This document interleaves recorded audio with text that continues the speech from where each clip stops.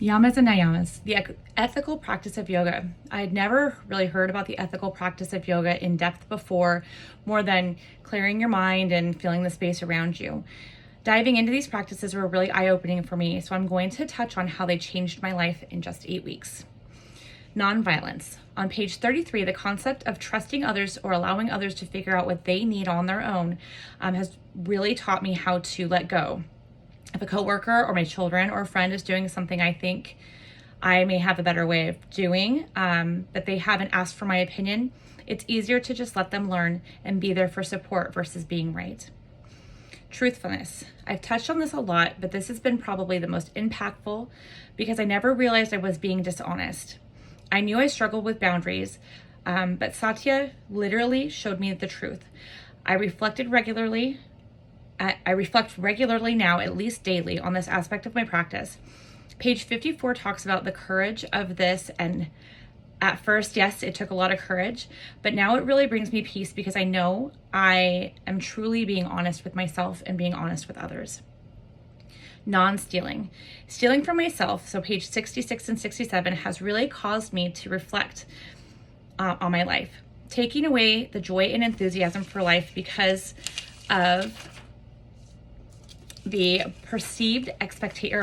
because of the expectations I put on myself. I am enough, growing and living and breathing. I am enough. I am successful at work without the expectation of perfection. I am a good mother who sometimes buys fast food instead of cooking a healthy meal, and that's okay. Meditating on this every Sunday evening specifically, has helped me start my week remembering to enjoy the moments because the future is not promised to anyone, and I don't need to be stealing my future. Non-excess and non-possessiveness really go together for me. Being content with less and knowing that the things I do own don't own me. I have been able to let go of so many things that were unnecessary.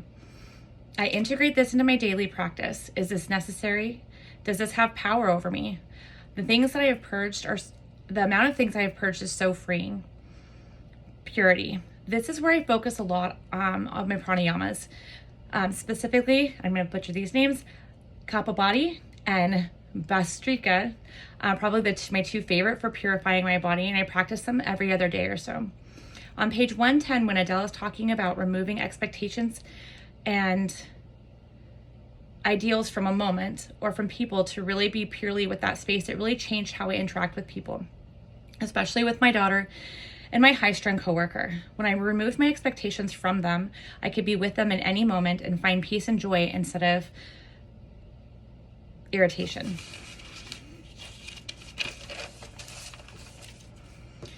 Contentment. I find that the more I practice non-excess and non-possessiveness, the more content I naturally feel. This is commonly in my daily prayer time because being content is also being grateful. I can see the amazing things that I have, fully knowing they could be gone at any time, and be peaceful and grateful at the same time. Also, finding the joy in the distasteful until it's no longer distasteful. Page 122 says, things are neutral. It's our preferences that are not. For example, I was recently stabbed. That was a terrible situation. There are things that I can and cannot do, but I'm able to find peace in the healing process because it is a natural process. How I respond to that process is what really matters. Self-discipline and self-study. When I'm practicing truthfulness, these two grow stronger. I learn more about myself and where I need to weed out or nurture myself. Because Satya is part of my daily practice, these niyamas have grown substantially and very quickly. I have learned so much about myself and been able to discipline myself in certain areas that have changed how I see the world because of how I see myself, and how I see myself has grown and changed. Surrender. Working through and practicing all of the yamas naturally leads to surrender. It's a process, and this is one for me that's very difficult, and I have to be very careful not to rush or force. Surrender is harder because I do have a lot of past trauma, but you can't always be in control and surrender. Page 173 says, you can't have a good day until you let God in. And this has been so true and has been a mantra during my prayer time every single morning. To touch a little on Conquest of the Mind, this is a book I will read again. So many amazing points and growth for myself. On page 78, it talks about practicing in the little moments, because that's where we really grow. I think about my coping skills, or I think about coping skills that we teach for when major trauma happens, but when do we actually teach them? We don't teach when a trauma is happening, we teach in the small moments before the big ordeal happens. And that's life-changing. Remembering to meditate and control my mind in the small moments has conditioned me immediately to go to meditation in the big moments. This was recently reflected when I was in the ER and I was dealing with pain management by myself. I didn't need to have them issue me pain medication because I was able to control it because I practiced during the day and in the small moments.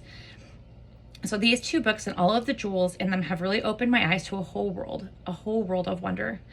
Yoga asanas I understood before. I practiced regularly for a little bit of time, but the mind and ethics are so fascinating that after I complete my certified personal training and nutrition certification this summer, I think I'm going to continue pursuing yoga as a spiritual practice.